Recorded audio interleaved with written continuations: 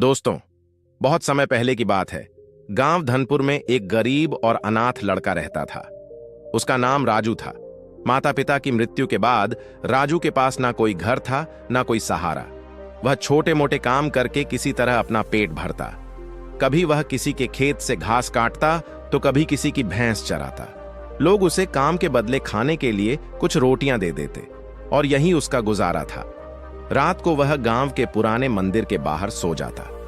ठंडी हवा में सिकुड़ते हुए वह आसमान के तारों को देखता और सोचता, क्या मेरी जिंदगी कभी बदलेगी? एक दिन गांव के लोगों के ताने सुनते सुनते राजू ने ठान लिया कि अब वह यहां नहीं रहेगा। उसने सोचा, अगर किस्मत बदलनी है तो मुझे अपने गांव से बाहर जाना होगा। उसी रात वह गांव के छोटे से रेलवे स्टेशन पहुंचा। जेब में एक पैसा नहीं था, लेकिन दिल में बड़े सपने थे। वह बिना टिकट मालगाड़ी में छिपकर शहर की ओर चल पड़ा। शहर के बड़े रेलवे स्टेशन पर उतरते ही राजू को एहसास हुआ कि यह जगह उसके गांव से बहुत अलग है। चारों ओर भीड़ थी, लेकिन किसी के पास किसी के लिए समय नहीं था। भूख से बेहाल अब स्टेशन के कोने में बैठ गया। थोड़ी देर बाद एक कुल्ली ने उसे वहां बैठे देखा। कुल्ली ने उसके पास आकर कहा, अरे बच्चे, यहां ऐसे क्यों बैठे हो? राजू ने धीरे धीरे अपनी कहानी कुल्ली बताई।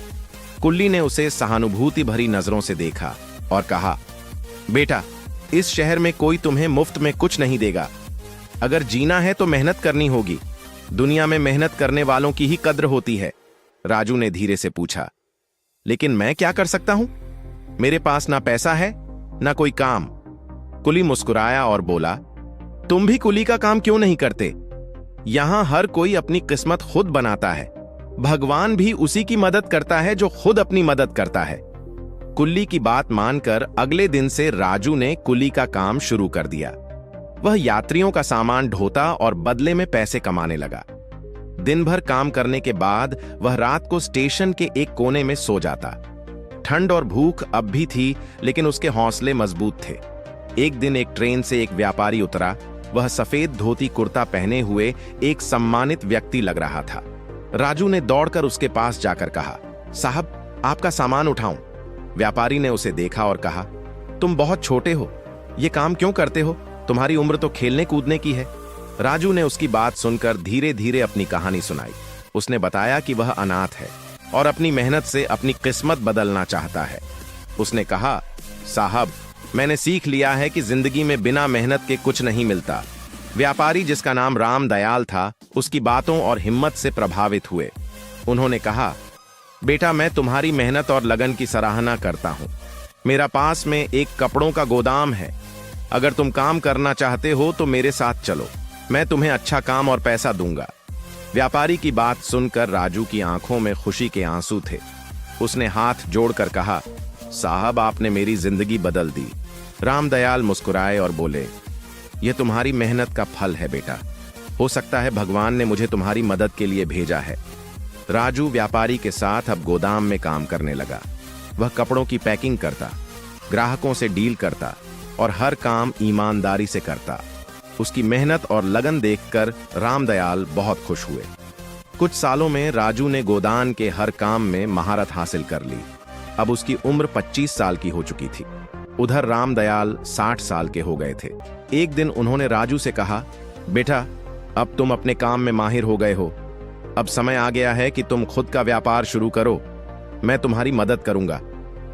रामदयाल की मदद से राजू ने कपड़ों की एक छोटी दुकान खोली। उसने अपनी ईमानदारी और मेहनत से दुकान को सफल बना दिया। धीरे धीरे उसका काम बढ़ने लगा। कुछ सालों में उसने रामदयाल कर्ज भी चुका दिया। आज राजू एक सफल व्यापारी है। उसने अपने संघर्ष के दिनों को कभी नहीं भुलाया। वह अब जरूरतमंद बच्चों की मदद करता है और उन्हें सिखाता है कि मेहनत और लगन से किस्मत बदली जा सकती है। दोस्तों, ये कहानी हमें यह सिखाती है कि हमारी किस्मत हमारे अपने हाथों में होती है। चाहे हालात कितने भी मुश्किल क्यों ना हो, अगर हम मेहनत और ईमानदारी से अपने लक्ष्य की ओर बढ़े तो सफलता जरूर मिलती है। किस्मत बदलने के लिए भाग्य पर निर्भर रहना पर्याप्त नहीं है। भगवान भी उसी की मदद करता है जो खुद अपनी मदद करता है। राजू ने अपने जीवन के संघर्षों को न सिर्फ स्वीकार किया, बल्कि उनसे लड़ते हुए अपनी एक नई राह बनाई। दोस्तों, ये कहानी हमें यह भी समझाती है कि हर छोटे काम की इज्जत करनी चाहिए। हर बड़ी शुरुआत छोटे कदमों से होती है। ईमानदारी और लगन से किए गए काम का फल हमेशा अच्छा होता है।